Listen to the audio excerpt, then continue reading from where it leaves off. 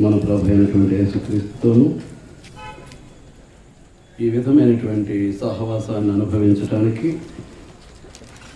దేవుడు మనకు అనుగ్రహించినటువంటి ఈ గొప్ప ధన్యతను బట్టి మనమందరం కూడా దేవునికి హృదయపూర్వక కృతజ్ఞతాస్తుతులు చెల్లింపబద్ధమైన ఇటు అవకాశాన్ని మనకు కల్పించినటువంటి కుటుంబం, క్రీస్తునందు మన ప్రియ సహోదరులు భయ్య ప్రసాద్ గారు, వారి కుటుంబం, వారికి క్రీస్తునామంలో నా హృదయపూర్వక వందనాలు చెల్లిస్తూ ఉన్నానండి. అలాగే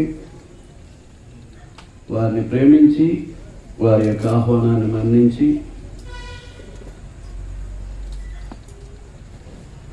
వారు చెల్లించేటటువంటి కృతజ్ఞతాస్తుతిలో పాలు పొందు నిమిత్తము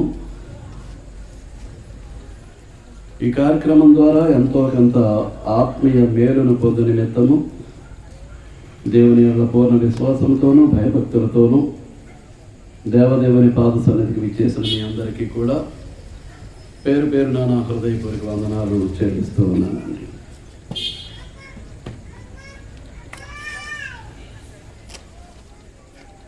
ప్రతి విషయమునందును దేవునికి కృతజ్ఞతాస్తుతులు చెల్లించవలసినటువంటి బాధ్యత ఆయన నుండి మేలులు ఉపకారములు పొందుతున్నటువంటి ఆయనకు ప్రియమైనటువంటి కుమారులు కుమార్తెల మీద ఉన్నది అనేటటువంటి సంగతి మనకందరికీ తెలుసు. ఆ విధంగా చేయటం అనేటటువంటిది క్రీస్తునందు దేవుని చిత్తం. క్రీస్తునందు లేక క్రీస్తులో అనేటటువంటి పదాలు దేన్ని సూచిస్తూ ఉన్నాయి? సంఘాన్ని సూచిస్తూ ఉన్నాయి. క్రీస్తునందు క్రీస్తు యొక్క శరీరమునందు, క్రీస్తులో క్రీస్తు యొక్క శరీరములో.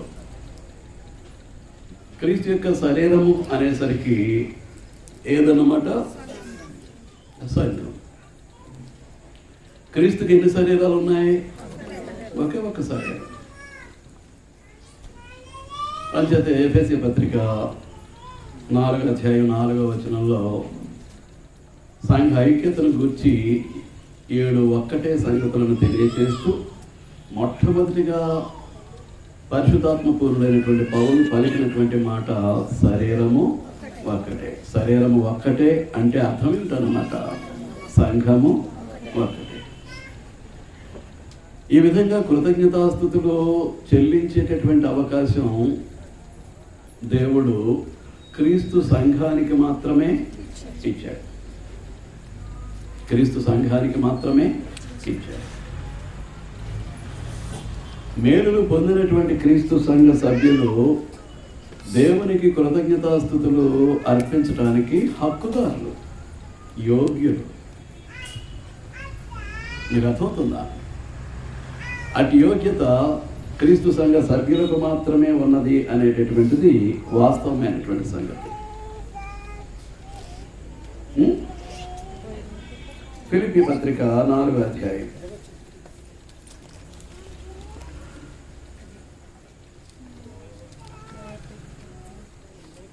మనం ఏమి చేసినప్పటికీ దేవుని పట్ల యోగ్యంగా చేయాల్సినటువంటి బాధ్యత మన మీద ఉంది. ఎప్పుడైతే యోగ్యంగా చేస్తూ ఉంటామో అప్పుడు దేవుని మెప్పును పొందటానికి అవకాశం ఉంటుంది.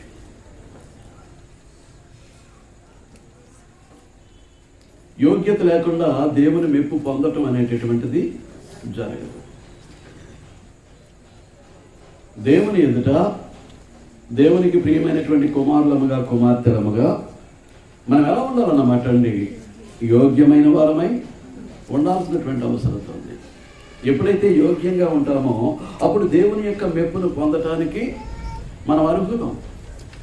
అంచేతనే చూడండి 4వ అధ్యాయం 8వ వచనంలో మెట్టుకు సహోదరులారా ఏ యోగ్యత అయినను మెప్పైనను ఉండనేలా. ఏ యోగ్యత అయినను మెప్పైనను ఉండనేలా. యోగ్యత ఉంటే మెప్పు ఉంటుంది. యోగ్యత ఉంటే మెప్పు ఉంటుంది. అంచేతనే తన యొక్క బోధను మనకు మాదిరిగా ఉంచినట్లుగా మనం చూస్తూ ఉన్నాం.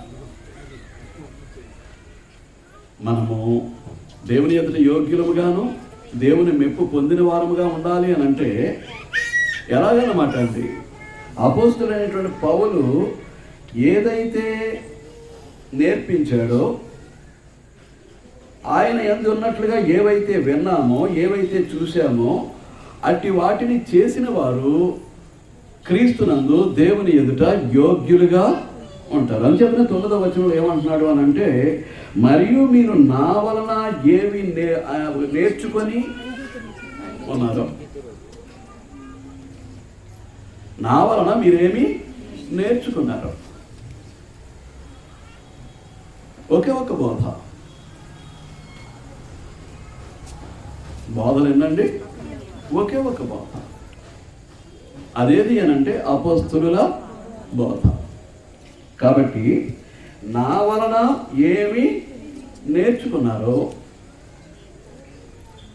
అంచేతనే తిమోతికి రాస్తూ కూడా అదే మాట చెప్తాడండి. అపోస్తలుడైన పౌలు తిమోతికి రాసినటువంటి 2వ పత్రిక 2వ అధ్యాయం 2వ వచనం, నీవు అనేక సాక్షుల ఎదుట నా వలన విన్న సంగతులను ఇతరులకును బోధించటకు. ఏ సంగతులు బోధించాలి? ఏ సంగతులు బోధించాలి? ఏ సంగతులు? పౌలు వలన విన్న సంగతులు. ఏ సంగతులు అండి? పౌలు వలన విన్న సంగతులు. తిమోతి బోధించాలి, తీతు బోధించాలి. ఇక ఎవరైనా కానీ సువార్తికులుగా దేవుని చేత నియమించబడ్డారు అని అంటే, సువార్తికులుగా దేవుని చేత యోగ్యులుగా ఎంచబడ్డారు అని అంటే ఏం బోధించాలన్నమాట అండి?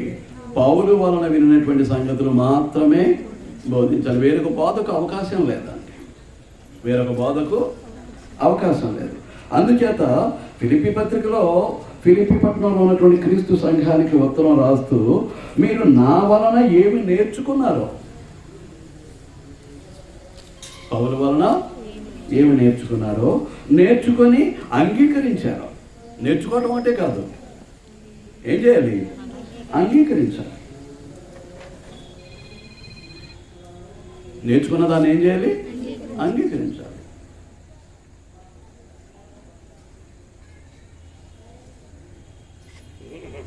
We should accept what we learn from the Bible.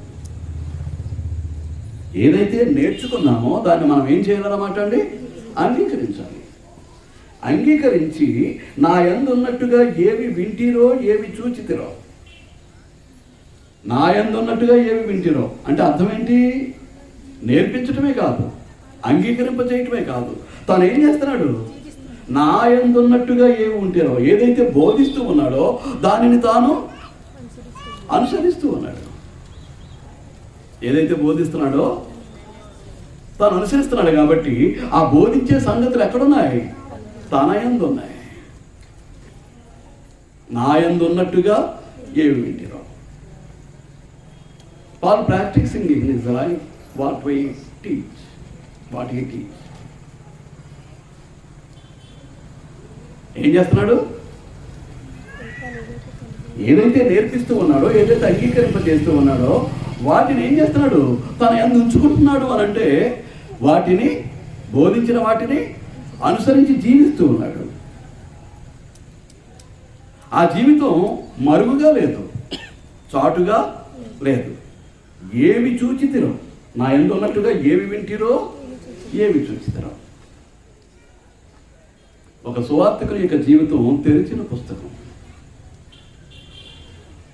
ఒక సువార్తికుని జీవితం ఎలా ఉండాలండి?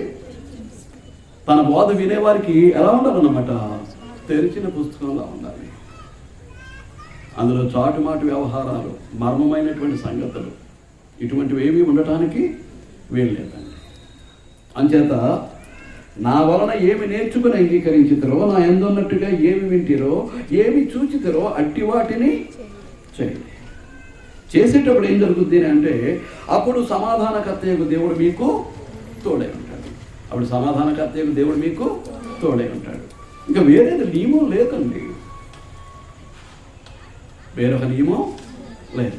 తండ్రి అయినటువంటి దేవుడు క్రీస్తు ద్వారా తన యొక్క బోధన ఏం చేశాడు? ఈ భూమి మీదకి పంపించాడు. ప్రభు అయినటువంటి యేసుక్రీస్తు ఏం చేశాడు? 3.5 సంవత్సరాల అపోస్తులకు ఆ బోధలో తర్ఫీదు ఇచ్చాడు. ఆ 12 మంది అపోస్తులే కాదు, పౌలు కూడా తర్ఫీదునిచ్చాడు. ఆయన ఏదైతే నేర్పించాడో ఆ బోధ అపోస్తుల బోధగా పరిశుద్ధ గ్రంథం మనకు నొక్కి వక్కానిస్తూ ఉంది. ఇక ఆ బోధ తప్ప వేరొక బోధ లేదు. ఎదటి వారిని నడుచుకోమని ఏదైతే బోధిస్తూ ఉన్నామో అది మా ఎందుంచుకోవాలి, దానిని మీకు మాదిరిగా చూపించాలి. అట్టి వాటిని చేసేటప్పుడు సమాధానకర్తయ్యకు దేవుడు ఏం చేస్తూ ఉంటాడు? మనకు తోడై ఉంటాడు. అవి ఎలాంటి సంగతులు అని అంటే అవి సత్యమైనవి. 8వ వచనంలో మాట్లాడుతున్నాడు. ఏవి సత్యమైనవో అవి ఎలాంటివి? సత్యమైనటువంటివి. అవి ఎలాంటివి? మాన్యమైనటువంటివి. మాన్యమైనటువంటివి అంటే లోపము లేనటువంటివి. అవి సత్యమైనటువంటివి, 2 మాన్యమైనటువంటివి అనగా లోపము లేనటువంటివి. అవి న్యాయమైనటువంటివి. అవి ఎలాంటివండి? న్యాయమైనటువంటివి. మరలా అవి పవిత్రమైనటువంటివి. అవి రమ్యమైనటువంటివి, గొప్పవి. రమ్యమైనటువంటివి అంటే గొప్పవి, ఘనమైనటువంటివి. అవి ఖ్యాతి కలిగినటువంటివి. అవేంటండి? ఖ్యాతి అని అంటే ఇక అవి ముగిసే పని లేదండి. అవి ముగిసే పని లేదు. లోకం అంతమైపోయేంత వరకు వాటి యొక్క ఖ్యాతి అలాగే ఉంటుంది. ఖ్యాతి అంటే కీర్తి, ఘనత. అవి లోకాంతం వరకు కూడా ఆ ఖ్యాతి అలాగే ఉంటుందండి. వాటి మీద మీరు ఏం చేయాలంటున్నాడు? ధ్యానం ఉంచుకోండి. జ్ఞాపకం పెట్టుకుంటే కాదు, ఏం చేయాలంటాడు? ధ్యానం. You meditate. నువ్వు ధ్యానించాలి. చదివేస్తే కుదరదు, ధ్యానించాలి. అప్పుడు మనం ఎలా ఉంటాం? యోగ్యులుగా ఉంటాం. దేవుని యొక్క మెప్పును పొందగలుగుతాం. మీకు అర్థమవుతుందా? ఇది దేవుని కొరకు మనం జీవించాల్సినటువంటి విధానం, దేవునితో కలిసి నడవాల్సినటువంటి విధానం. దానికి ఎవరి జీవితాలను మనకు మాదిరిగా పెట్టేశాడు? ఆది బోధకులైనటువంటి అపోస్తుల యొక్క జీవితాలను మనకు మాదిరిగా పెట్టేశాడు. వారి జీవితమే మన జీవితమై ఉండాలి. ఈరోజు నేనైనా మీరైనా వేరొక విధానము లేదు. అంచేతను ఏమంటారు? నా వలన ఏమి నేర్చుకున్నారో, అంగీకరించారో, నా యందున్నట్టుగా ఏవి విన్నారో, ఏవి చూచారో అట్టి వాటిని. ఇక అంతకు మించినటువంటి జీవితం లేదండి. అంతకు మించినటువంటి జీవితం.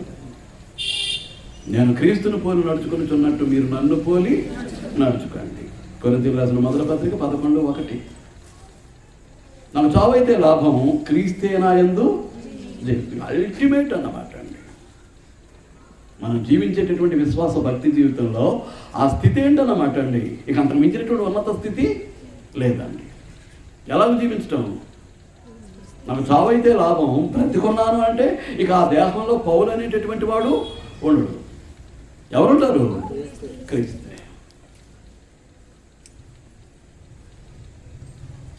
ఎవరుంటారండి? క్రీస్తే. ఇక అంతకు మించినటువంటి ఉన్నత స్థితి ఈ లోకంలో మరొకటి లేదండి.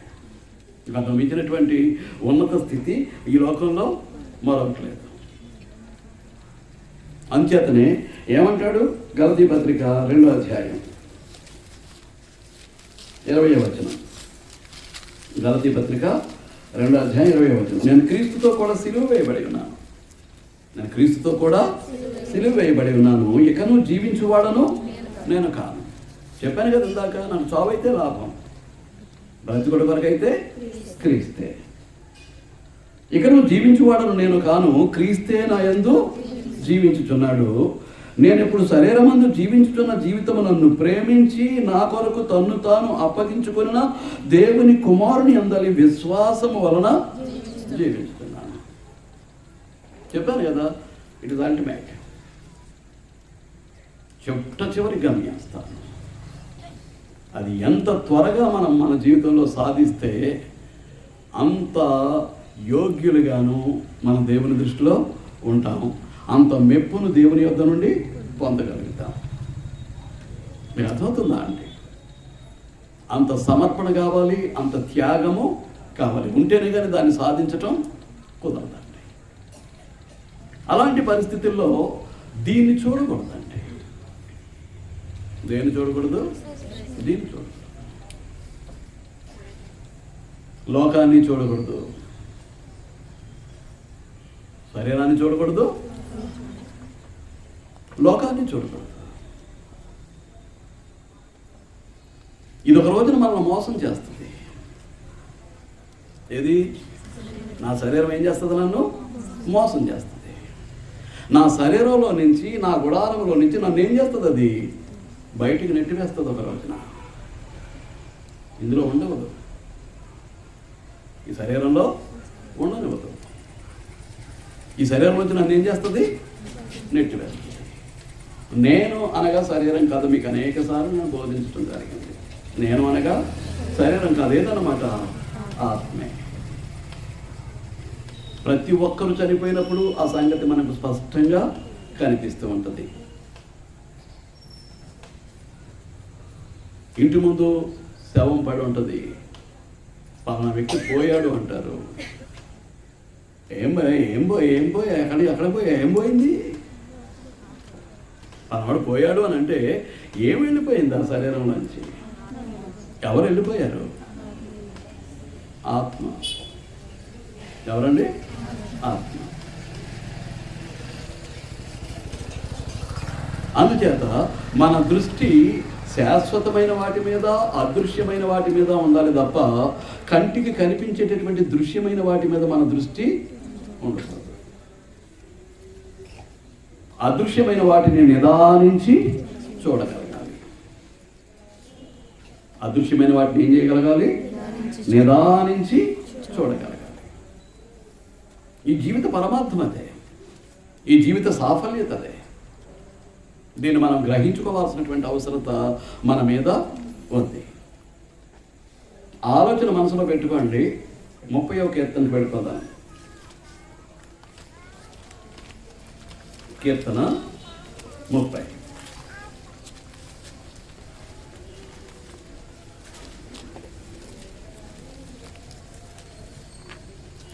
తీసారా అండి?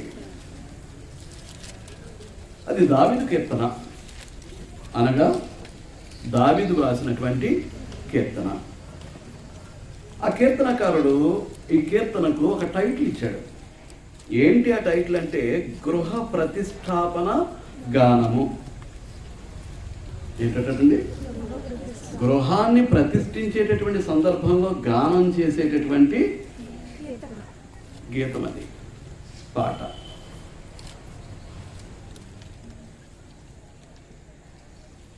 ఏదో చదువుతూ ఉంటే సోదరులు మీరు ఊరికినే ఉన్నారని నేను అనుకోను.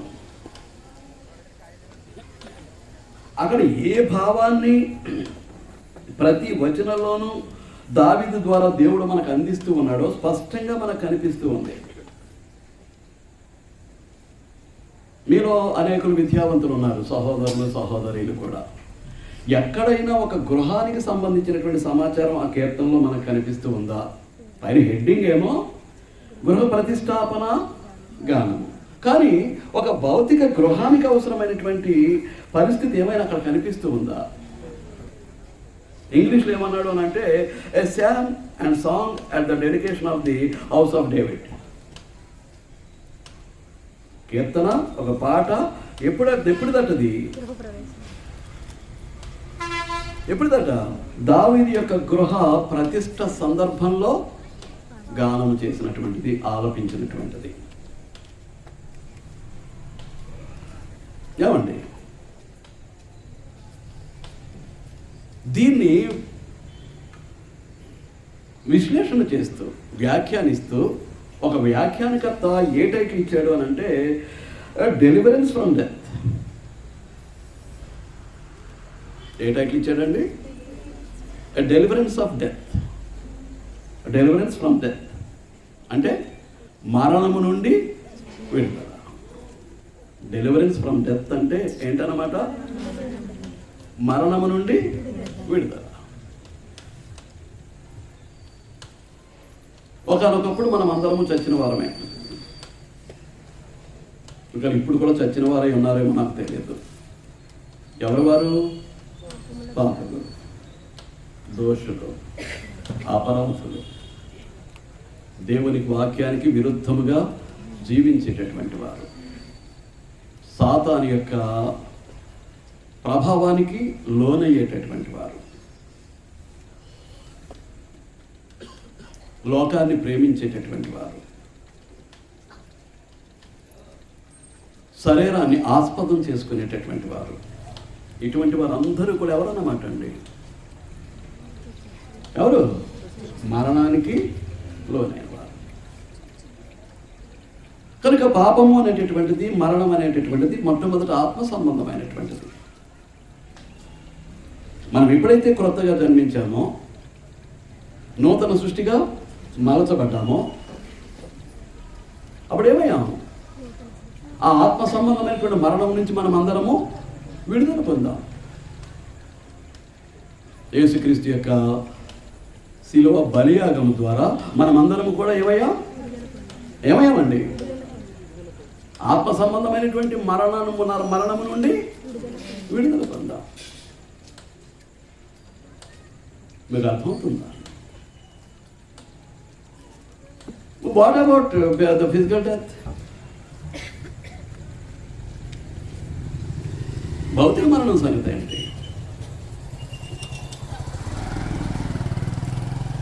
ఆలోచిస్తూ ఉంటే ఆవలింత దూరం అండి.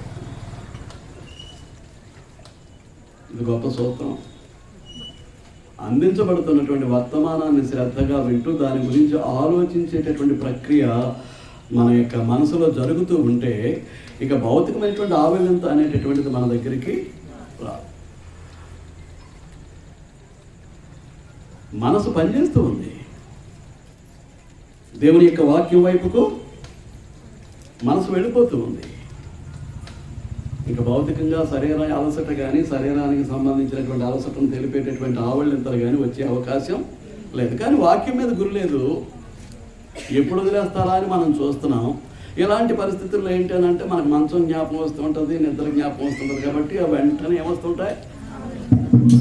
ఉంటాయండి? ఆవలింతలు వస్తూ ఉంటాయి. ఇక నేను వదిలేయాలి. వదిలేస్తే ఇంటికి వెళ్ళిపోయి ఏదో కాస్త తినేసి వెంటనే మంచం మీద పడిపోతారనమాట. రైట్. నేను ఎక్కువగా మిమ్మల్ని విసిపించదలుచుకోలేదు. వీలైనంత త్వరగా నేను విడిచిపెట్టేయడానికి ప్రయత్నం చేస్తాను.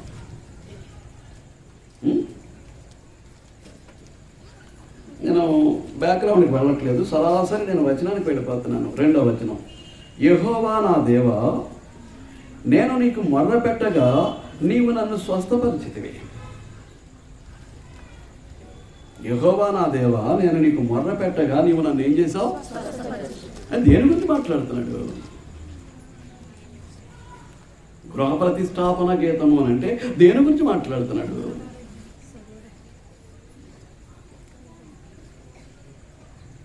ఆల్రెడీ దేహము అనేటటువంటి ఈ గృహాన్ని గురించి మాట్లాడుతున్నాడు. దేహము అనేటటువంటి ఈ గృహాన్ని గురించి మాట్లాడుతున్నాడు. ఈ గృహంలో, ఈ గుడారంలో ఎవరు నివసిస్తున్నారు? దావీదు నివసిస్తున్నాడు. దావీదు యొక్క గుడారంలో దావీదు నివసిస్తున్నాడు. నాకు దేవుడిచ్చినటువంటి గుడారంలో నేను నివసిస్తున్నాను. మీకు ఇందాకే అన్నాను, ఏదో ఒక రోజున దీన్ని విడిచిపెట్టేసి వెళ్ళిపోవాల్సినటువంటి పరిస్థితి వస్తుంది. నా దేవుడు నన్ను పిలిచాడు అని అంటే నేను దీన్ని వదిలేసి ఏం చేస్తాను? వెళ్ళిపోతాను. ఇది నాది కాదు. శాశ్వతంగా ఇందులో నేను ఉండటానికి నాకు అవకాశం లేదు. ఇప్పుడు నేను దేవుడి దగ్గరికి వెళ్ళిపోతాను అనే మాట వాడేనా, ఉపయోగించానా? నా దేవుడు పిలిస్తే నేనేం చేస్తాను? నా దేవుడి దగ్గరికి వెళ్ళిపోతాను. ఇప్పుడు ఇందులో ఎవరు నివసిస్తున్నారన్నాను? నా శరీరంలో నేను నివసిస్తున్నాను, అలాగే మీ శరీరాల్లో మీరు నివసిస్తూ ఉన్నారు. ఇప్పుడు గృహ ప్రతిష్టాపన గీతము అని అంటే నాతో పాటు దీన్ని నిర్మాణం చేసిన ఆయన కూడా ఇందులో నివసించడానికి ఇష్టపడుతున్నాడు, కోరుకుంటున్నాడు. దీన్ని నిర్మాణం చేసిన ఆయన ఉన్నాడు. ఎవరు? సర్వ సృష్టికర్త, సర్వశక్తిమంతుడైనటువంటి దేవుడు. ఆయన నిర్మాణం చేసుకున్నాడు. దేన్ని? ఈ గృహాన్ని, ఈ ఇంటిని చేసి నివాస యోగ్యంగా నాకు ఇచ్చాడు. తన పోలికలో ఉన్నటువంటి నన్ను ఇందులో ప్రవేశపెట్టాడు, ఇందులో నివసించమన్నాడు. ఇందులో నేను నివసిస్తూ ఏం చేయాలట? నాతో పాటు ఆయన నివసించడానికి నేను అవకాశాన్ని ఇవ్వాలట. అంటే ఇప్పుడు గృహంలో ప్రవేశించేది ఎవరు? గృహప్రవేశం, గృహ ప్రతిష్ట. నేను ఇంగ్లీష్లో చెప్పాను కదా, క్లియర్గా చెప్పేశాడు. A psalm and song of the dedication of the house of David. Dedication of the house of David. ప్రతిష్ట, ప్రారంభోత్సవం. గృహానికి ప్రతిష్ట జరిగింది, గృహ ప్రారంభోత్సవం జరిగింది అని అంటే ఆ కుటుంబం ఏం చేస్తుంది? ఆ ఇంట్లో నివసిస్తుంది. ఇప్పుడు అలాంటి అవకాశాన్ని ఎవరికి ఇవ్వాలి? దేవునికి ఇవ్వాలి. వేళకాలం కాదండి దేవుని కొరకు బ్రతకటం అనంటే. దశాబ్దాలు గడిచిపోతున్నాయి. అసలు దేవుడు ఇందులో నివసించడానికి నేను అవకాశాన్ని ఇచ్చానా?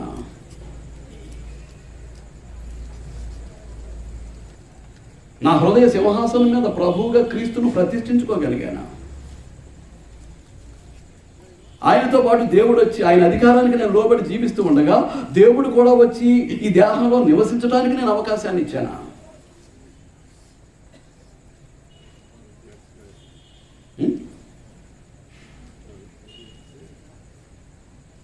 ఏంటండి ఇది? ఉన్నది. ఇది ఉన్నంత కాలంలో దేవుడు నివసించడానికి నీవు అవకాశాన్ని ఇచ్చావా లేదా? నేను అవకాశాన్ని ఇచ్చానా లేదా? నాలో దేవుడు నివసిస్తున్నాడా లేదా? నేను నివసిస్తున్నాను. ఉన్నంతకాలం ఎలాగ ఉంటాను? రోగంతోటో, యాక్సిడెంట్ తోటో, ఇంకొకలాగనో ఏం చేయాలి? దీన్ని ఎలాగో విడిచిపెట్టాలి. కానీ ఉన్నంత కాలంలో నా దేవునితో నేను సహవాసం చేస్తూ ఉన్నానా? నా శరీరంలో ఉన్నంత కాలంలో నా ప్రభువుతో నేను సహవాసం చేస్తూ ఉన్నాను, ప్రభు అయినటువంటి యేసుక్రీస్తుతోటి. ఎక్కడ? నా శరీరంలో.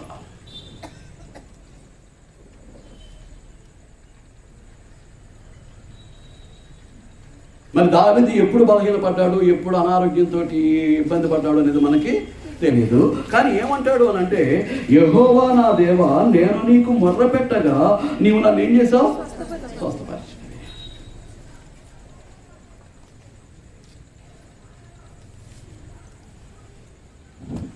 స్వస్థపరిచింది. మీకు పదే చెప్తున్నా, బలహీనత కలిగింది అని అంటే ఏ డాక్టరు కాదండి, నువ్వు నిర్మించినటువంటి నీ దేవుడు.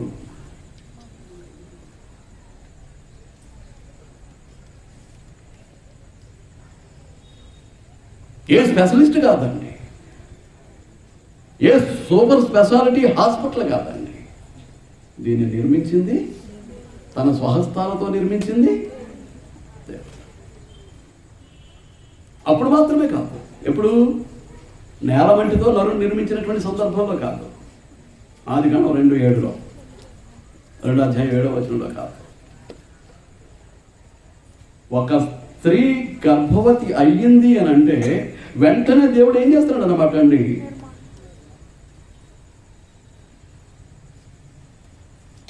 ఆయన కార్యకారి అవుతున్నాడు, కార్యోన్మకుడు అవుతున్నాడు. ఎందుకు చేస్తున్నాడు అంటే, తల్లి గర్భంలో బిడ్డకు నిర్మాణాన్ని ఇచ్చేది ఎవరు అని అంటే లేదు.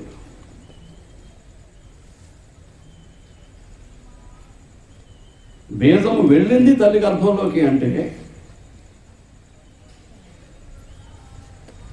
పురుషుని యొక్క వీర్యకణం, స్త్రీ యొక్క అండము అవి ఫలదీకరణం చెందాయి అని అంటే వెంటనే రియాక్ట్ అయ్యేది ఎవరన్నమాట అండి?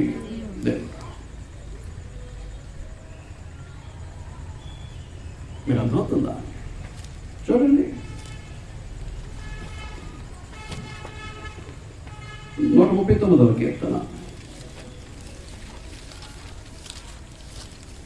కీర్తన గ్రంథం 139వ కీర్తన.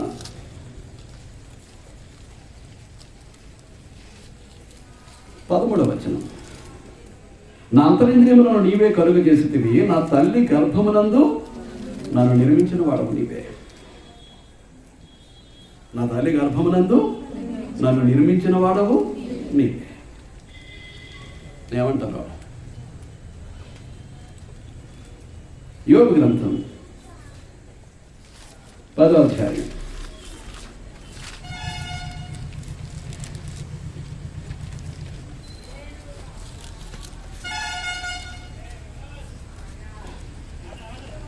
తొమ్మిదవ వచనం. జగటమనుగానున్న నన్ను నీవు నిర్మించితివి. ఎలా ఉన్నాను నేను? జగటమన్ను, జిగురు మట్టిలా ఉన్నటువంటి నన్ను నువ్వేం చేసావు?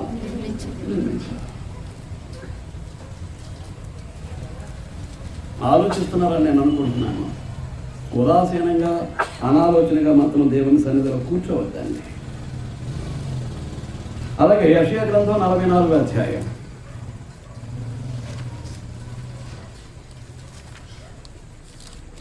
రెండవ వచనం. నిన్ను సృష్టించి గర్భములో నిన్ను నిర్మించి నీకు సహాయము చేయువాడైన యెహోవా ఇలాగూ సెలవిచ్చుచున్నాడు. ఏమంటున్నాడండి? నిన్ను సృష్టించి గర్భములో నిన్ను నిర్మించి. ప్రసాద్ గారు తొందరగా వచ్చాయండి.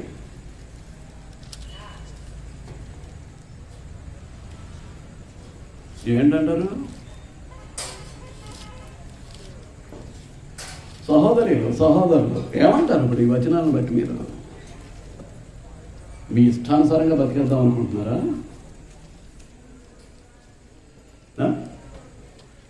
దేవుడు అంటే లెక్క లేకుండా, దేవుని మాట అంటే విలువ లేకుండా, దేవుని సన్నిధి అని అంటే పట్టించుకోకుండా ఎలాగోలా బతికేద్దామని అంటే నరకం తప్పుతుంది. దానికి శిక్ష ఉంది. పుట్టించినవాడు ఆయన, తల్లి గర్భంలో నిన్ను రూపుదిద్దినవాడు ఆయన. ఇంత ప్రయాసపడి దేవుడు నిర్మాణం చేస్తే తీరా బయటకు వచ్చిన తర్వాత దేవుడు అక్కర్లేదట, దేవుని సన్నిధి అక్కర్లేదట, దేవుని వాక్యం అక్కర్లేదట, దేవుడితో పనే లేదట. వచ్చేవారు మాత్రం మొక్కుబడిగా వస్తుంటారట, ఆమె కానీ వెళ్ళిపోతుంటారట. కానీ వాక్యానుసారంగా జీవితాలు మలుచుకోరట, వాక్యానికి లోబడరట, విధేయత చూపించరట. ఎలా కుదురుద్ది అంటారండి?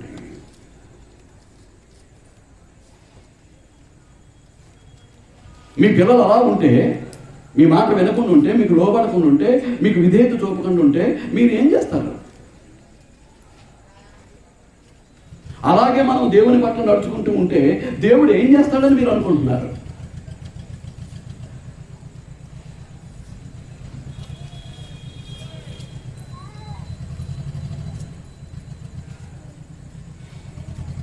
ఆలోచిస్తున్నారా అండి? ఆలోచిస్తున్నారా అండి? 30వ కీర్తన. నేను నీకు మొదలుపెట్టగా నీవు నన్ను ఏం చేసావు? స్వస్థపరిచావు. అది ప్రసాద్ గారు కావచ్చు, మరొకరు కావచ్చు, మరొకరు కావచ్చు, మరొకరు కావచ్చు, వారు పురుషులు కావచ్చు, స్త్రీలు కావచ్చు. స్వస్థపరిచేవాడు దేవుడు.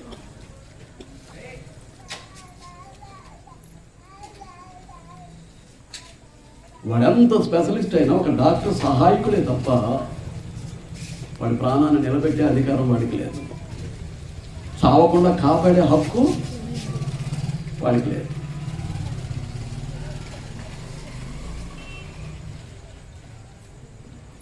మీకు అర్థమవుతుందా? పలానా డాక్టర్ అని నువ్వు అన్నావు అని అంటే నువ్వు విశ్వాసఘాతకుడివి, విశ్వాసఘాతకురాలివి దేవుని విషయంలో. దేవుడు అంటలేదు. ఎవరట? పలానా డాక్టర్ అట. దైవజ్ఞానం లేనివారు, దేవుని ఎరగిన వారు, పలికారు అని అంటే వారు మాట్లాడతారు. లోకంలో ఉన్నవారు, దేవుని రాజ్యమైనటువంటి క్రీస్తు ప్రభు యొక్క సంఘంలో ఉన్నవారు డాక్టర్ గురించి మాట్లాడటం కానీ, డాక్టర్ మీద ఆనుకోవటం కానీ జరిగించడానికి అసలు అవకాశం అనేటటువంటిది లేదండి.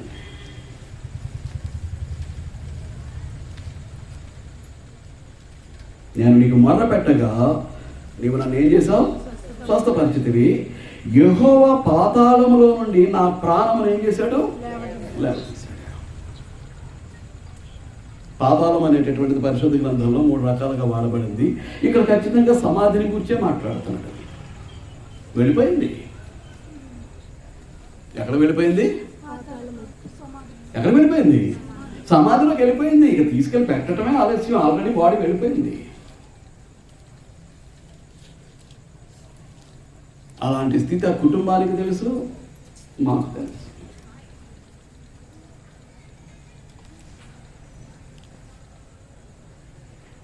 మీకు అర్థమవుతుందా? ఉంచటం అన్నా తీసుకుపోవటమైనా ఆయన ఇష్టం.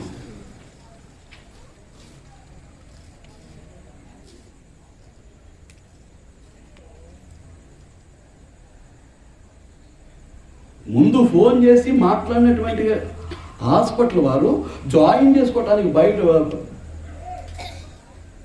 భయపడిపోతే తెల్లవారుజామున 4 గంటలకు బయలుదేరి వెళ్ళినటువంటి వారు 7-8 వరకు పేషెంట్ అంబులెన్స్లోనే ఉండిపోతే, నాకు వేరే అవకాశం ఉంది, నన్ను విడిచిపెట్టే నేను వెళ్ళిపోతాను అంబులెన్స్ డ్రైవర్ గోల పెడుతూ ఉంటే ఎలా ఉండదంటారు? అయిపోలేదా? ఏమన్నా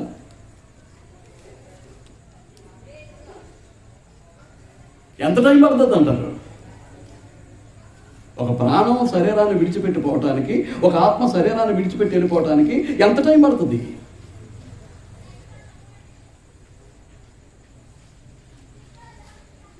ఎంత టైం పడుతుంది? ఏమంటే సహోదరులు, ఎంత టైం పడుతుంది? కనురెప్ప పాటు కూడా పట్టదని. అందులో ఎన్నో వంతు ఉంటుంది. కనురెప్ప పాటు సమయంలో లెప్తపాటు అంటారు. ఆ లెప్తపాటులో ఎన్నో వంతు ఉంటుందండి. మొత్తం కనురెప్ప పాటు పట్టదు ఈ శరీరాన్ని విడిచిపెట్టడానికి, ఈ శరీరాన్ని వదిలేయటానికి. అంచేత యెహోవా పాతాళము నుండి నా ప్రాణమును లేవదీసితివి, నేను గోతిలోనికి దిగిపోయే పరిస్థితి. ఇంకేం లేదు, దిగిపోయేటటువంటి పరిస్థితి. ఈ దిగిపోకుండా నీవు నన్ను ఏం చేసావు? బ్రతికించావు. అక్షర జ్ఞానం గలవారు గ్రంథాన్ని చాలా జాగ్రత్తగా పరిశీలించాలండి. మేము జ్ఞానులు అని అనుకోవద్దు.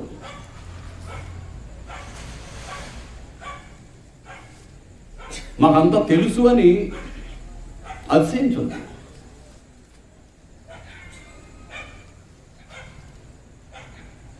ఈ భూమి మీద మన బ్రతుకులేంటి, అది మనం ఆలోచించవలసినటువంటి అవసరం ఉందండి.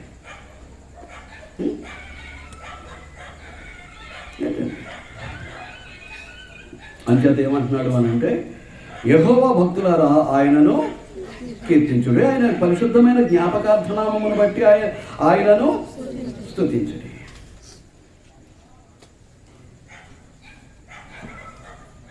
ఇదే పని, ఇంకెంత మించినటువంటి పని లేదు.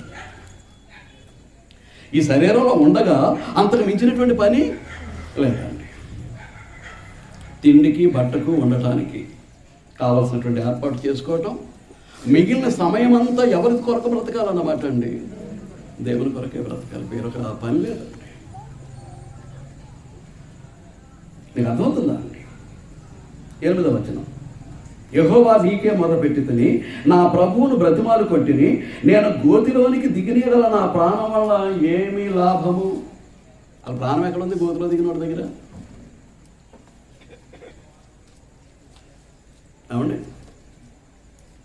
గోతిలోనికి దిగిన వాడి దగ్గర, అంటే గోతిలో పాతి పెట్టబడినటువంటి వాడి దగ్గర ప్రాణం ఎక్కడ ఉందండి? ఉందా? అది గాలిలో కలిసిపోయింది. మీకు చెప్పాను కదా, ఆదివారం పాఠంలో మీకు వివరించడం జరిగింది.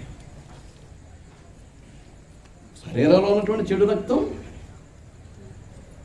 గుండెకు చేరుతుంది. దాన్ని శుద్ధి చేసేటటువంటి బాధ్యత ఏది? మనం పీల్చుకున్నటువంటి గాలిలో ఉన్నటువంటి ప్రాణవాయువు అనేటటువంటి ఆక్సిజన్ ఊపిరితిత్తుల్లో నిల్వ చేయబడి, ఆ ఊపిరితిత్తుల్లో ఉన్నటువంటి ఆక్సిజన్ ఏం చేస్తుంది? గుండెలో ఉన్నటువంటి రక్తాన్ని ఏం చేస్తుంది? శుద్ధి చేస్తుంది. అందువల్ల రక్తంలో ప్రాణం ఉంటుంది, మనం పీల్చుకునే గాలిలో ప్రాణవాయువు ఉంటుంది. ఈ రెండు మిక్స్ అయితేనే ప్రాణం. ముక్కు దగ్గర ఏం పెడతాడు? ఎక్కడ పెడతాడు?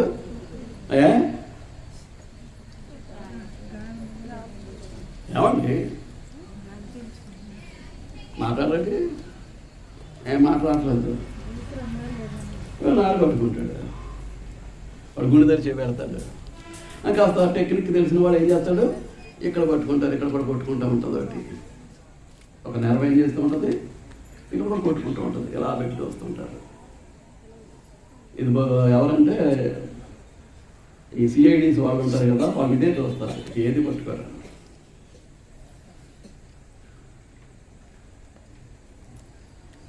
ఏంటంటారు మన జీవితం, మన ఆయుష్కాలం ఎంత ఏంటంటారండి? గోతులోనికి దిగిన ఎడల నా ప్రాణం వల్ల నాకేం లాభం ఉంది? వదిలేసింది కదా. ఇప్పుడు నా శరీరాన్ని ప్రాణం ఏం చేసింది? వదిలేసింది. రేపు ఆదివారం మనం చూడబోతాం సంగతి. మట్టిలో మట్టిగా వెళ్ళిపోయాను, మను నిన్ను స్తుతిస్తుందా? ఏమండి? మను నిన్ను స్తుతించునా? నీ సత్యమును గురించి అది వివరించునా? These are the responsibilities. స్తుతించటం, దేవుని యొక్క సత్యాన్ని వివరించటం. చేస్తున్నామంటారా? ఏమండి చేస్తున్నామంటారా పని? ఎలాగో ప్రార్థన ఉంటే రావటం, కూర్చోవటం, పోవటం తప్ప అసలు పని చేస్తున్నామా? ఏమండి సహోదరులు, ఆ పని చేస్తున్నామా దేవుని కొరకు? ఏమంటున్నాడు? మన్ను నిన్ను స్తుతించునా? మట్టిలో కలిసిపోయిన తర్వాత ఆ దేహము మట్టిలో నుంచి దేవుని స్తుతిస్తుందా? ఏమండి? నీ సత్యాన్ని అది వివరించునా? వివరించాల్సినటువంటి బాధ్యత ఉంది, వివరించట్లేదు. ఇక్కడ ఆమె నటి ఇంట్లో పడుకుంటారు పోయి, మళ్ళీ ఎప్పుడు వస్తారు?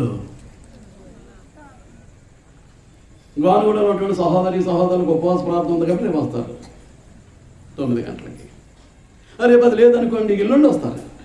ఎప్పుడు? ఆదివారం. అలాగూ మునిగాం కాబట్టి, వెళ్ళకపోతే బాగోదు కాబట్టి, వెళ్ళకపోతే వాడు ఏడుస్తాడు కాబట్టి, ఎవడు ఈడు. కొంతమంది యథార్థమైనటువంటి భక్తి విశ్వాసాలతో వస్తే రావచ్చు. అటువంటి వారికి సంతోషంగా నా హృదయపూర్వక వందనాలు తెలియజేస్తున్నాను.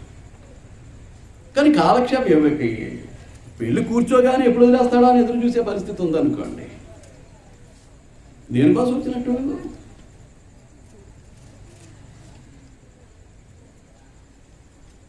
దేనికోసం వచ్చినట్టు?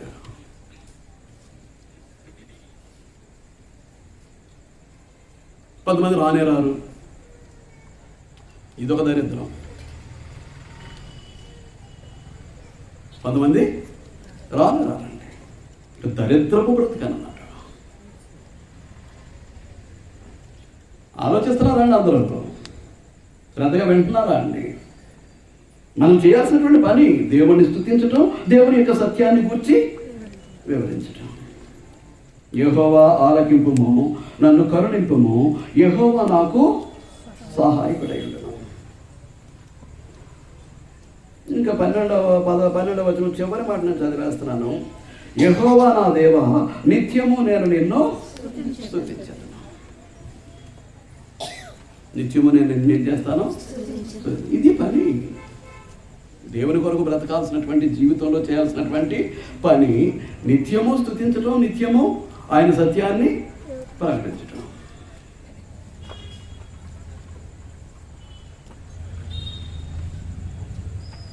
మీకు అర్థమవుతుందా? 8 గంటల డ్యూటీ, 8 గంటల నిద్ర.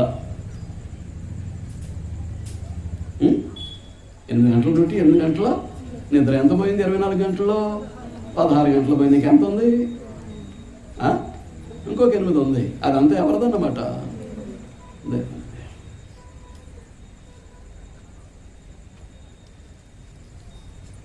దేవునిది.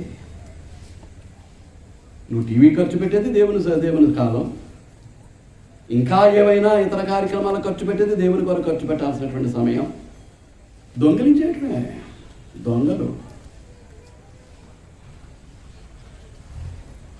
దొంగలండి. దేవుని కొరకు సమయాన్ని ఖర్చు పెట్టరు. దేవుడిచ్చిన ఆయుష్ కాలాన్ని దేవుడిచ్చాడనే సంగతి కూడా వారికి జ్ఞాపకం రాదు. ఈరోజు నేను బ్రతుకున్నానంటే దేవుని మహిమ కొరకే బ్రతుకున్నాను అనేటువంటి సంగతి వారికి జ్ఞాపకం రాదు. గెల గెల గెల కొట్టుకుంటున్నాడండి. పొలలాగా అయిపోయాడు. గెలగెలా కొట్టుకుంటున్నాడు.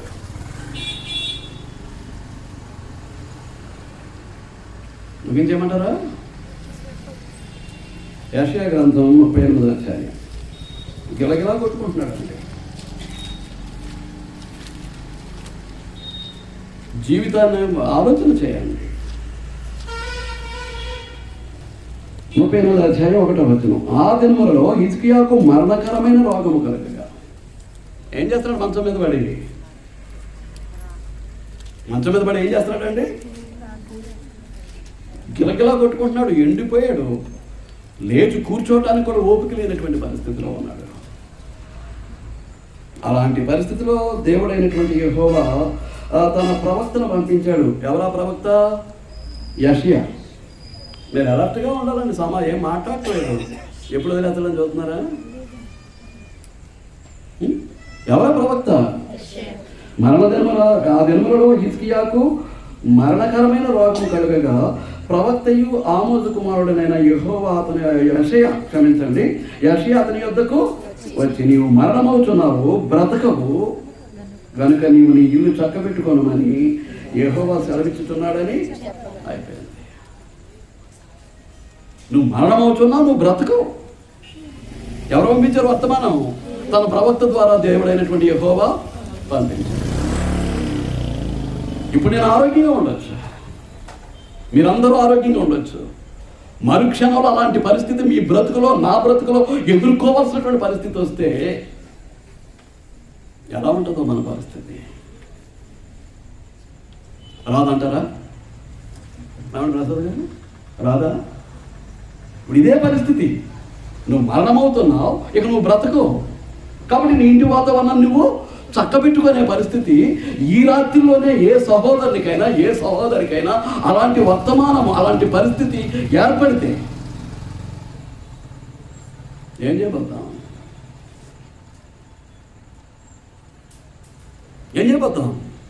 రాదంటారా అంటున్నానండి. రాదా? అలాంటి పరిస్థితి ఎవరికి రాదా?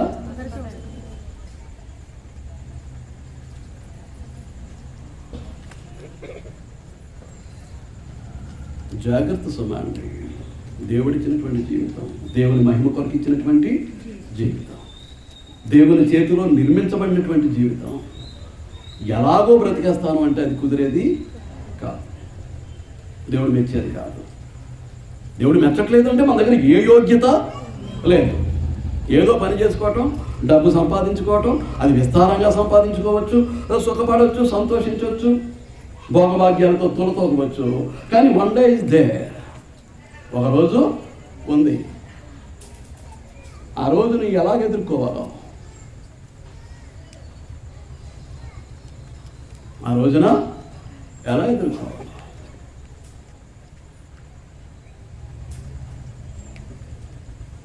ఆలోచిస్తున్నారా అండి? లేవటానికి ఓపిక లేదు. ఎముకల గూడు మాత్రం ఉంది. లేవటానికి ఓపిక లేని పరిస్థితుల్లో అతడు తన ముఖమును గోడ తట్టు త్రిప్పుకొని, యెహోవా యథార్థ హృదయుడనై సత్యముతో నీ సన్నిధిని నేను ఎట్లు నడుచుకుంటునో, నీ దృష్టికి అనుకూలముగా సమస్తమును నేను ఎట్లు జరిగించితినో కృపతో జ్ఞాపకము చేసుకొనమని హిజ్కియా కన్నీళ్లు విడుచుచు, హంబుల్ ప్రేయర్, ఏ ఒబీడియంట్ ప్రేయర్, వినయముతో కూడినటువంటి, విధేయతతో కూడినటువంటి ప్రార్థన. లేవటానికి ఓపిక లేదు. జస్ట్ అలా తిరిగాడు అంతే. వాడుతాడు. యెషయా వచ్చాడు, నువ్వు మరణమవుతున్నావు, నువ్వు ఇక బ్రతకవు, నీటిని చక్కబెట్టుకొని. అవతలేమో సన్హెరీబు, అషూరు రాజ్యాన్ని పరిపాలించేటటువంటి వాడు, వీడు ఎప్పుడు చేస్తాడా, దేశం మీద పడి దేశాన్ని ఎప్పుడు కబలించేద్దామా అని ఎదురు చూస్తున్నాడు. అషూరు రాజ్యాన్ని పరిపాలించే సన్హెరీబు అనేటటువంటి వాడు ఎప్పుడు ఈ రాజ్యాన్ని కొల్లగొట్టేద్దామని ఎదురు చూస్తూ ఉన్నాడు అండి. అప్పటికి హిజ్కియాకు వారసుడు లేడు. భయంకరమైనటువంటి పరిస్థితి. ఇక రాజ్యాన్ని కాపాడేవాడు లేడు. అప్పుడు గనక అష్షూరు రాజు అయినటువంటి సన్హెరీబు తన సైన్యంతో వచ్చేసి యెరూషలేమును యోధా రాజ్యాన్ని కొల్లగొట్టేస్తే, ఇతను యోధా రాజ్యపు రాజు డివిజన్ జరిగిన తర్వాత యెషయలు రాజ్యానికి కాదు, యోధా రాజ్యానికి రాజు ఎవరు? హిజ్కియా.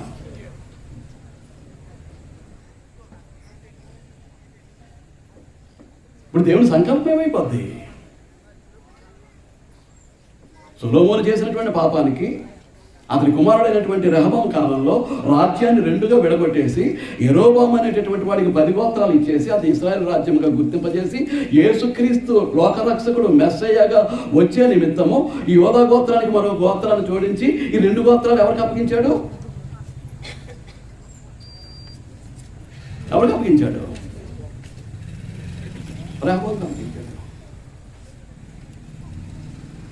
రెహబాముకి అప్పగించాడు.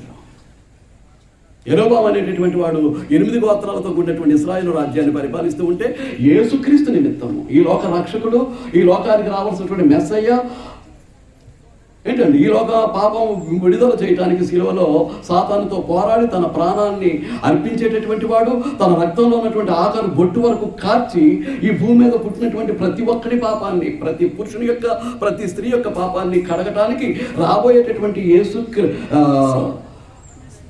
యేసుక్రీస్తు రావాల్సి ఉంటే, ఇప్పుడు అష్షూరు రాజు అయినటువంటి సన్హెరీబు తన సైన్యంతో వచ్చేసి యోధా రాజ్యాన్ని కొల్లగొట్టేస్తే, రాజ్యాన్ని సర్వనాశనం చేసేస్తే ఇక మెస్సయ్య ఎక్కడి నుంచి వస్తాడు? లోకరక్షకుడు ఎక్కడి నుంచి వస్తాడు? సాతాను ఎంత ఎత్తుగా వేసాడు ఈ సందర్భంలో. కనుక ఏం చేశాడు? గోడతోటి తిరిగి అతి వినయముతోటి, అతి విధేయతతోటి ఏం చేశాడు అన్నమాట అండి? దేవునికి మొరపెట్టుకున్నాడు. ఒక ఆ వినయం ఉంది, విధేయత ఉంది. అందులో నా జీవితాన్ని చూడు, నేను నీ కొరకైనటువంటి జీవితాన్ని నేను ఎలా జీవిస్తున్నానో చూడు. ఎలా చూస్తున్నాను? యెహోవా యథార్థ హృదయుడునై సత్యముతోటి నీ సన్నిధిని నేను ఎట్లు నడుచుకుంటునో, నీ దృష్టికి అనుకూలముగా సమస్తమును నేను ఎట్లు జరిగించుతున్నా. కృపతో జ్ఞాపకం చేసుకుని మరి హిజ్కియా కన్నీళ్ళు విడిచుచు యెహోవాకి ఏం చేశాడు? ప్రార్థన చేశాడు. యెహోవాకి ఏం చేశాడండి? ఇది జీవితం. చూడండి, యాకోబు పత్రిక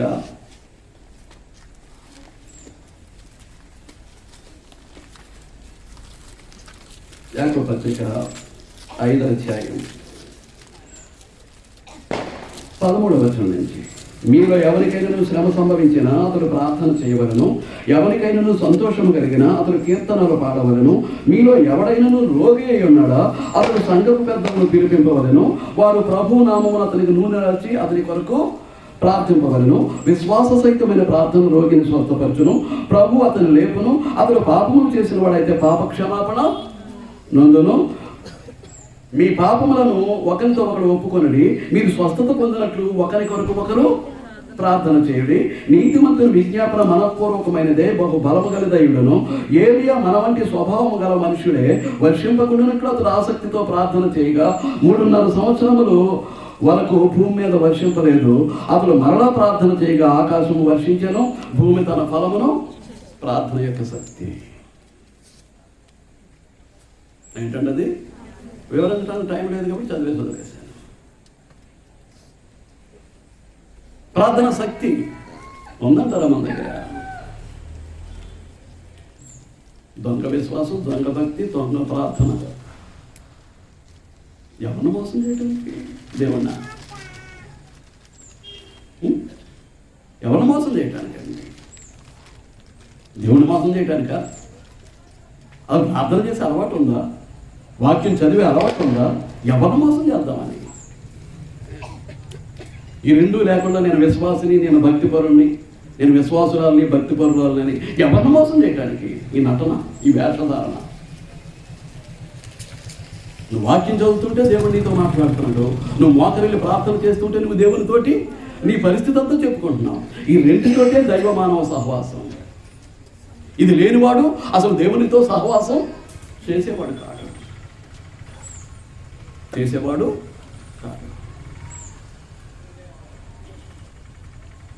చేస్తున్నామంటారా? చేస్తున్నామంటారా? రైట్, అయిపోయింది, అక్కడ వదిలేస్తున్నాను. అతడు బాగుపడ్డాడు.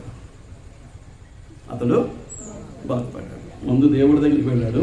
ఆ తర్వాత ఏం చేశాడు చూడండి, 21వ వచనం, 5వ అధ్యాయం 38వ అధ్యాయం యెషయా గ్రంథం 21వ వచనం. మరియు యెషయా అంజూరపు పండ్ల ముద్దను తీసుకువచ్చి ఆ పుండుకు కట్టవలెను, అప్పుడు అతడు బాగుపడునని చెప్పాను. ముందు దేవుని యొక్క సహాయము, తర్వాతే వైద్యం. ఇది దేవుని విధానం. ఇది ముందే డాక్టర్ కాదు, ముందే డాక్టరు కాదు. ముందు ఎవరు? దేవుడు, తర్వాత డాక్టర్ యొక్క వైద్యం. ఇది విధానం, దేవుడు ఏర్పాటు చేసినటువంటి విధానం. ఇంకా ఉదాహరణ చూపించబోట్లేదు, టైం అయిపోతుంది.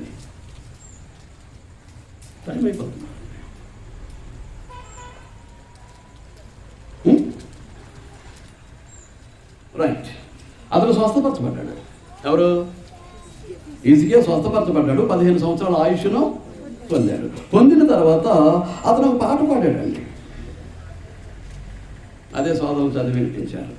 చూడండి 9వ వచనం నుంచి. యోధారాజు అయిన హిజ్కియా రోగి అయి ఆరోగ్యము పొందిన తర్వాత అతను రచనించినటువంటిది, అతను బాగుపడిన తర్వాత అతను రచించినటువంటి కీర్తనది. ఏమంటాడు? నా దినముల మధ్యాహ్న కాలమందు నేను పాతాళము ద్వారా పోవలసి వచ్చాను. అతని అనుభవం అది. ఎలా పోవాల్సి వచ్చింది? ఎక్కడే పాతాళం?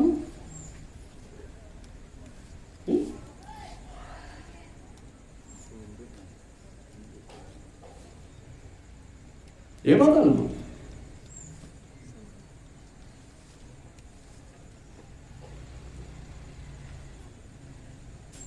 హేడీస్ గురించి మాట్లాడుతున్నాడు. మీకు చెప్పాను కదా, పరదైసు పాతాళం, మధ్యలో పెద్ద ఆఘాతం. ఈ టోటల్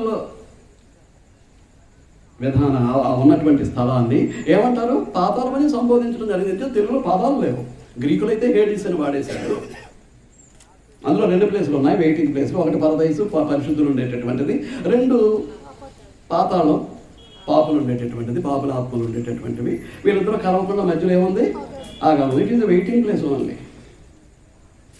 పరదేశంలో ఉన్నవాళ్ళు పరలోకానికి వెళ్ళిపోతారు, పాతాళంలో ఉన్నవాళ్ళు నరకానికి వెళ్ళిపోతారు. Judgement is going on. తీర్పు జరుగుతూ ఉంది. ఇక అప్పుడు యేసుక్రీస్తు వచ్చి చేసేది ఏం లేదు, తోసేయడం అంతే. బాబు నువ్వు ఆ ప్లేస్కి వెళ్ళు, నువ్వు ఈ ప్లేస్కి వెళ్ళు చెప్పటం అంతే. కొన్నిరప్ప పాటలు జడ్జిమెంట్ విల్ ఓవర్. కొన్నిరప్ప పాటలు. అంచేత నా దినముల మధ్యాహ్న కాలమందు, అంటే తన ఆయుష్కాలం అంతటిని దేంతో పోలుస్తున్నాడు? ఒక దినంతో పోలుస్తున్నాడు. తన ఆయుష్కాలం అంతటిని దేంతో పోలుస్తున్నాడు అండి? వింటున్నారా అండి? నిద్రపోతున్నారా? కునుకుబాట్లు పడుతున్నారా? ఆవలించినప్పుడల్లా 4 మాటలు పోతుంటాయి. ఆవలించినప్పుడు చెవి వినబడతాయంటారా? వినబడదు. ఆవలించినప్పుడల్లా 4 మాటలు పోతుంటాయి. విడిచిపెట్టేస్తాను. చాలా కీలకమైనటువంటి పాయింట్కి వచ్చాము. అప్పుడు నా దినముల మధ్యాహ్న కాలం అందు, ఆ మధ్యాహ్న కాలంలో హిజ్కియా యొక్క వయసు ఎంత అంటే 38. Only 38 years. ఆ తర్వాత 15 సంవత్సరాల ఆయుష్కాలాన్ని పెంచాడు అంటే ఎంత అయిందని మొత్తం టోటల్ పూర్తి వయసు. హిజ్కియా యొక్క పూర్తి ఆయుష్కాలం దేవుడిచ్చింది ఎంత అండి? 53 సంవత్సరాలు. ఈ మధ్యలో ఎక్కడ ఆపిపోతున్నాడు? 38 సంవత్సరాల దాకా కొట్టేపోతున్నాడు. నువ్వు మరణం అవుతున్నావు, ఇక నువ్వు బ్రతకవు. అది జీవిత కాలంలో ఏంటట? మిట్ట మధ్యాహ్నం 12, హాఫ్ ఆఫ్ ద లైఫ్. మీకు అర్థమైంది కదండి పాయింట్ అక్కడ. నా దినముల మధ్యాహ్న కాలమందు నేను పాతాళము ద్వారా పోవలసి వచ్చాను, నా ఆయుష్ శేషమును పోగొట్టుకున్నాను. నా ఆయుష్ కాలంలో ఉన్నటువంటి శేష కాలాన్ని ఏం చేశాను? ఆ 15 సంవత్సరాల కాలాన్ని నేను ఏం చేశాను? పోయింది. నువ్వు మరణమవుతున్నావు, నువ్వు బ్రతుకుతావు. ఎవరు చెప్పినటువంటి వర్తమానం అది? జాగ్రత్త అండి. దేవుని కొరకు బ్రతికే విషయంలో మీ ఇష్టం కాదు, మీరు అనుకున్నది కాదు, మీరు ఉద్దేశించింది కాదు, మీ దృక్పథంలో ఉన్నది కాదు, మీరు ఆలోచించింది కాదు, మీరు ఊహించింది కాదు. సరాసరి దేవుడు చెప్పిందే మన జీవితంలో జరగాలి తప్ప మనం అనుకున్నది, మనం ఊహించుకున్నది, మనం ఉద్దేశించింది, మన దృక్పథంలో ఉన్నది, మన ఆలోచనలో ఉన్నది, మన ఊహల్లో ఉన్నది, మనం నిర్ణయించుకున్నది, మనం తీర్మానించుకున్నది నెవర్.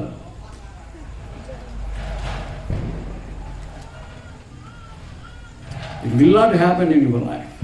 జరుగుతుందో అనుకుంటాం, జరగనివ్వడం, జరగనివ్వడండి. అది ఆరంభించుకుని ఆ పని ఆరంభించకుండానే పోవచ్చు, ఆరంభించిన తర్వాత మధ్యలో విడిచిపెట్టేసి పోవచ్చు. ఏదైనా అది ఎవరి చిత్తం?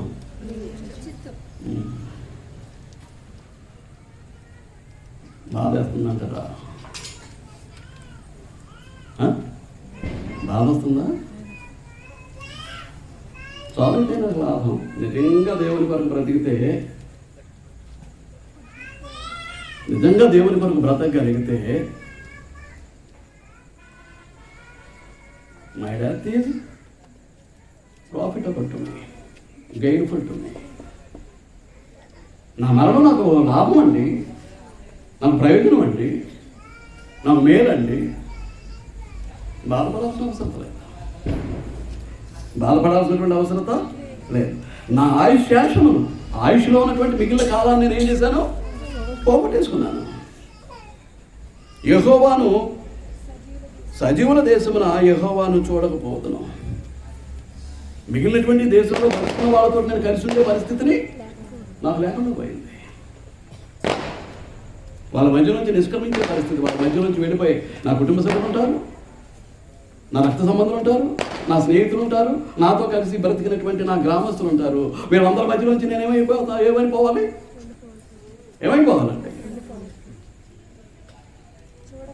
సజీవుల దేశమున యెహోవాను చూడకపోతున్నాను. మృతుల లోకవాసినై ఇకను మనుష్యులను కానకపోదునని నేను అనుకుంటున్నాను. నా నివాసం పెరిగిపోయబడింది. నేను నివసిస్తున్నటువంటి నివాసం ఏమైంది? శోభరంగా పీకి పారేసాను. ఏమైపోయాడు అంటున్నాను? పొల్లలాగా అయిపోయాడండి. అలాగైపోయాడు, పొల్లలాగా. ఎముకలు గూడు తప్పకేం లేదు. ఇంకెలా పట్టుకుంటే చర్మమే, ఇంకేం తగలట్లేదండి. ఎముక మీద చర్మం, ఎముక మీద చర్మం. మీకు అర్థమవుతుందా అండి?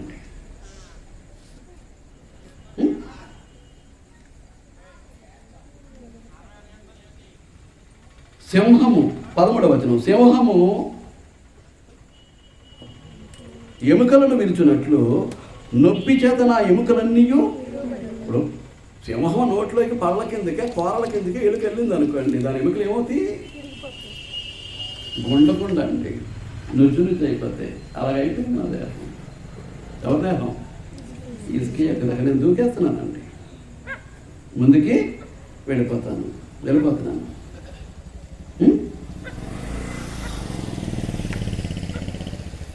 15వ వచనం, నేనేమందును? ఆయన నాకు మాట ఇచ్చాను, ఆయనే నెరవేర్చాను. చివరికి ఏం జరిగింది? నేను పెట్టినటువంటి మొరకు, నేను చేసినటువంటి ప్రార్థనకు ఏం చేశాడు? ఆయన మాట ఇచ్చాడు, మాటను ఏం చేశాడు? నిలబెట్టుకున్నాడు. అది దేవుని యొక్క స్థితి. ఆయన నమ్మదగిన వాడు. దేవుడు ఎవరండి? నమ్మదగిన వాడు. కాబట్టి నాకు మాట ఇచ్చాడు, ఆ మాటను ఏం చేశాడు? ఆయన నెరవేర్చాడు. ఏమైనా మాట ఇచ్చాడు? 5వ వచనం, నీవు తిరిగి హిజ్కియా యొద్దకు పోయి, ఎవరితో మాట్లాడుతున్నాడు? యెషయాతో మాట్లాడుతూ, హిజ్కియా యొద్దకు పోయి అతనితో ఇట్లనము, నీ పితరుడైన దావీదునకు దేవుడైన యెహోవా నీకు సెలవిచ్చినది ఏమనగా, నీవు కన్నీళ్లు విడుచుట చూచితిని, నీ ప్రార్థన నేను అంగీకరించి ఉన్నాను, ఇంకా 15 సంవత్సరముల ఆయుష్యము నీకు ఇచ్చాడు. మాట ఇచ్చాడు, మాటను ఏం చేశాడండి? నెరవేర్చేశాడండి. మన ఆయుష్ ఎవరి చేతిలో ఉంది? ఎవరి చేతిలో ఉందండి? నీ చేతిలో లేదు. నువ్వు నమ్మినటువంటి డాక్టర్ చేతిలో లేదు. నిమిత్త మాత్రంలో కొంత సహాయాన్ని అందిస్తారంతే. కానీ ఎవరి చేతిలో ఉంది? ఎవరి చేతిలో ఉంది? మీరు ఆలోచిస్తూ ఉన్నారు, నేను భావిస్తూ ఉన్నాను. ఆలోచిస్తున్నారా అండి? ఆలోచిస్తున్నారా అండి? 17వ వచనం నుంచి, మిక్కుటమైన ఆయాసము నాకు నెమ్మది కలుగుటకు కారణమయ్యను, నీ ప్రేమ చేత నా ప్రాణమును నాశనమని గోతి నుండి, నీ ప్రేమ చేత నా ప్రాణమును నాశనమని గోతిలో నుంచి ఏం చేశావు? విడిపించుతుంది. నీ వీపు వెనుక తట్టుగా నా పాపములన్నింటినీ నువ్వేం చేసావు? పారవేశావు. ఎక్కడికి శ్రేశాడు? హిజ్కియా మరణానికి అతని యొక్క పాపాలే కారణమైతే ఆ పాపాలు ఏం చేశాడట? అతని యొక్క మరణను బట్టి ఏం చేశాడు? దేవుని యొక్క వీపు వెనక అతనికి విసిరేశాడట. ఇతని 15 సంవత్సరాల ఆయుష్ ఇచ్చేసాడట. అయినప్పటికీ అతను ఎలా నడుచుకున్నానని ప్రార్థన చేశాడు? యథార్థంగా, సత్యంతో. నీ సన్నిధిలో నేను ఎలాగూ నడుచుకున్నానో నీకే తెలుసు.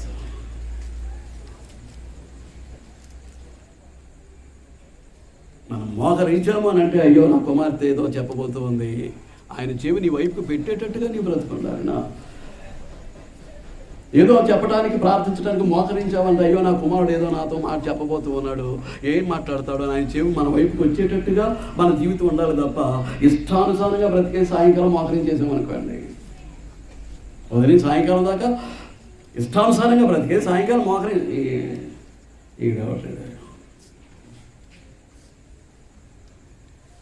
వింటాడా? చూస్తాడా? నీ మాట వినటానికి ఆయన ఇష్టపడతాడా? ఈవిడేమో అర్జెంటుగా మోహనం చేసిన పాత్ర.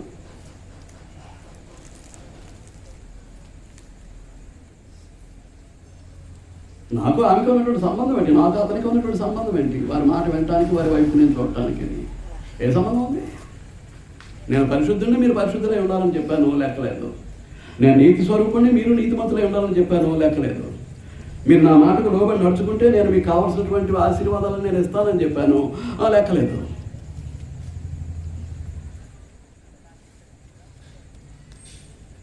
వింటాడా?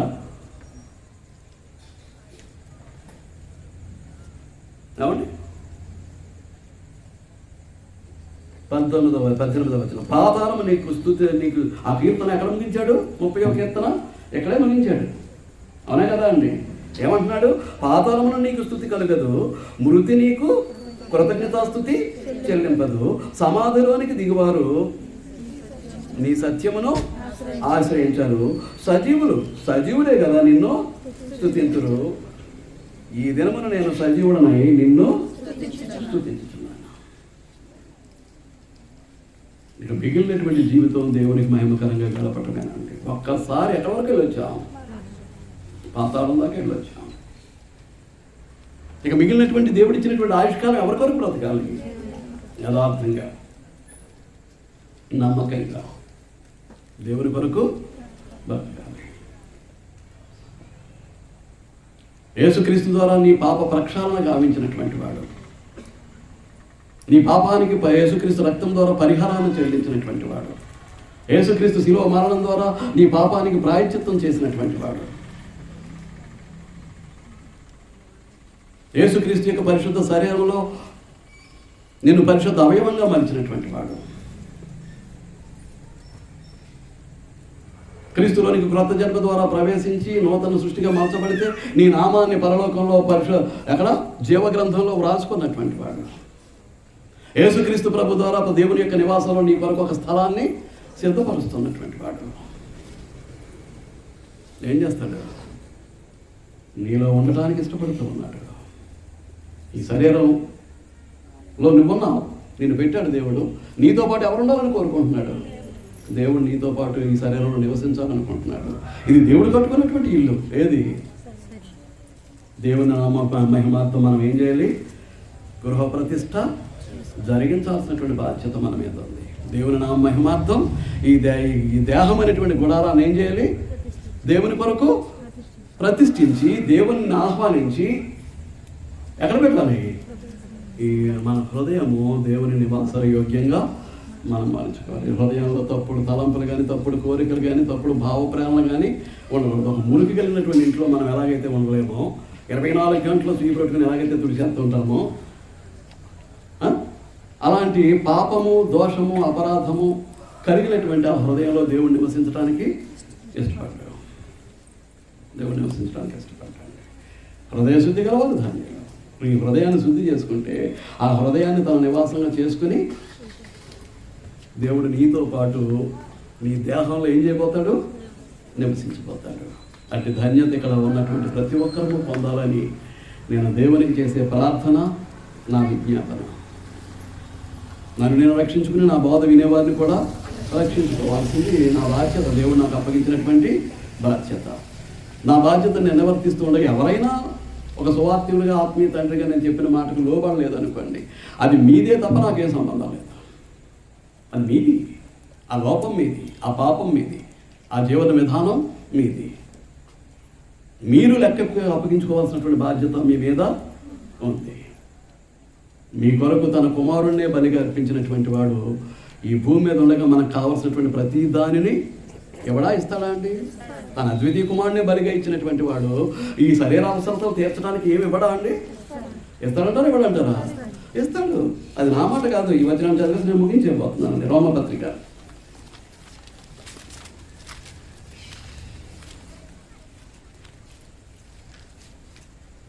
రోమపత్రిక 8వ అధ్యాయం 32వ వచనం. తన సొంత కుమారుని అనుగ్రహించుటకు వెనుక తీయక మనందరి కొరకు ఆయనను అప్పగించిన వాడు ఆయనతో పాటు సమస్తమును మనకు ఎందుకు అనుగ్రహింపడు? ఎందుకు వాడండి? పొందటానికి నీ బ్రతుకు సరిలేదు కనుక. పొందటానికి నీ బ్రతుకు దేవుని ఎదుటి యోగ్యంగా లేదు కనుక. దేవుని మొప్పి పొందేటటువంటి పరిస్థితి నీ జీవితంలో లేదు కనుక. అపోస్తుల బోధన అనుసరించి జీవించే పరిస్థితి లేదు కనుక. ఏవి సత్యమైనవో, ఏవి మాన్యమైనవో, ఏవి ఖ్యాతి గలవో, ఏవి ఇంకేమన్నాడు, న్యాయమైనవో, ఏవి రమ్యమైనవో, వీటన్నిటిని విడిచిపెట్టేసి, అవన్నీ కూడా ఎక్కడున్నాయి? అపోస్తుల బోధలో ఉన్నాయి, దేవుని గ్రంథంలో ఉన్నాయి. వాటన్నిటిని విడిచిపెట్టేసి వాక్యానికి విరుద్ధమైనటువంటి విధానంలో సాతాను సంబంధమై, సాతాను యొక్క ప్రోత్సాహంతో, సాతాను చెప్పినటువంటి విధానంతో ముందుకు వెళ్ళిపోవటానికి ప్రయత్నిస్తే ఆయన ఎందుకు ఇస్తాడు? ఒక అన్యాయంతో, అక్రమంతో, దుర్లాభాపేక్షతో, ధనాపేక్షతో సంపాదించుకోవచ్చు. అందులో దేవుని ఆశీర్వాదం ఉంటుంది. దేవుని ఆశీర్వాదం ఉండదు. నువ్వు నోట పెట్టే ప్రతి ముద్దలోనూ దేవుని ఆశీర్వాదం ఉండాలండి. అదే మనకు ఆరోగ్యం. దేవుని ఆశీర్వాదం లేనటువంటి తిండి, దేవుని ఆశీర్వాదం లేనటువంటి భోగభాగ్యాలు, దేవుని ఆశీర్వాదం లేనటువంటి సుఖ సౌఖ్యాలు, దేవుని ఆశీర్వాదం లేనటువంటి బ్రతుకులు దేనికి పనికిరావు. దేవుని మెప్పు పొందవు. ఏం చేద్దాం? దేవుని ఎదుట యోగ్యత లేదు. ఒక విషయం అర్థమైందని నేను భావిస్తూ ఉన్నా. ఏదో కలిగింది, ఏదో జరిగిపోతుంది కాదు. First we have to depend upon your God in the name of Lord Jesus Christ. ప్రభువైనటువంటి యేసుక్రీస్తు నామములో ఏ సమస్య వచ్చినప్పటికీ మొట్టమొదటి ఎవరి మీద అనుకోవాలండి? ఎవరి మీద ఆధారపడాలి? నీ దేవుని మీద ఆధారపడి తర్వాత నీ ప్రయత్నం. ఎక్కడికి వెళ్తావో, ఎవరి ద్వారా లాభం పొందాలనుకుంటావో, ఎవరి ద్వారా వైద్యం చేయించుకోవాలనుకుంటావో, ఎవరి ద్వారా నీకున్నటువంటి లోటును సరి చేసుకోవడానికి ప్రయత్నం చేస్తావో, ఆ ప్రయత్నాలన్నీ కూడా ఎప్పుడు? ముందు దేవుని మీద ఆధారపడిన తర్వాత, నీ అవసరతలన్నీ దేవునికి మొర్రపెట్టుకున్న తర్వాత, దేవుని యొద్ద యాచించిన తర్వాత, దేవునికి ప్రార్థించిన తర్వాత, దెన్ యూ విల్ ట్రై. నీ ప్రయత్నాలు మొదలుపెట్టు. అంతేగాని దేవుని విడిచిపెట్టేసి ప్రయత్నాల్లో వెళ్ళిపోతే ఒక పని జరిగితే జరగచ్చు, కానీ దేవుని ఆశీర్వాదాన్ని మాత్రం పొందలేవు. దేవుని కుమారుడిగా, కుమార్తెగా ఉండలేవు. శ్రద్ధగా విన్నందుకు మీ అందరికీ వందనాలు తెలియజేస్తూ ఈ వాక్య భాగాన్ని ముగిస్తూ ఉన్నాను. అందరికీ వందనాలు.